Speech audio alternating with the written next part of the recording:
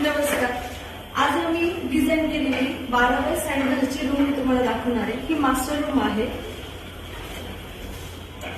Space planning खूप व्यवस्थित केलेलं आहे. स्पेस प्लॅनिंग मध्ये आम्ही तिथे 2 फीटचा साईड टेबल दिलेला आहे. साईड टेबल नंतर 6.5 बाय 6चा बेड दिलेला आहे. त्यानंतर आम्ही परत एक साईड टेबल दिलेला आहे. साईड टेबल देताना पूर्ण दोन्ही साईडनी हे कर्व ठेवलेले की येतं जागा कोणालाही ते लागू नये. कोणतेही कॉर्नर शार्प नाही.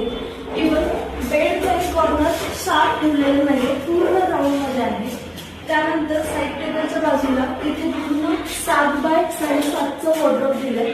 वॉर्डरोबच्या वरती लॉक दिलेलं आहे, जे की एक्स्ट्रा स्टोरेज वगैरे आपल्याला वरती ठेवता येईल. वॉर्डरोबचं इंटरनल डिझाईन पण एक साईडला आपण हँगर दिलेला आहे. हँगरच्या बाजूला 2 शेल्फ केलेले आहेत. त्यानंतर ड्रॉवर दिलेला आहे. ड्रॉवर मध्ये आपण हिडन ड्रॉवर पण ऍड केलेला आहे.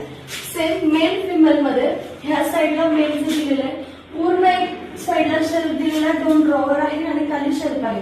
पूर्ण इंटरनल डिझाईन हे क्लायंटच्या रिक्वायरमेंट नुसार केलेली आहे. त्याचबरोबर या साईडला एक पूर्ण आपण ड्रेसिंग युनिट डिझाईन केलेलं आहे. ड्रेसिंग युनिटची डिझाईन पॅनल युनिटला मॅच केलेली आहे. या साईडला पूर्ण ड्रेसिंग असणार आहे. ड्रेसिंग युनिट हा सेपरेट दिलेला आहे. ड्रेसिंग युनिट मध्ये पूर्ण शेल्फ असते. त्याचबरोबर आपण बेडच्या बॅकला एक असं सुंदर पॅनल केलेलं आहे.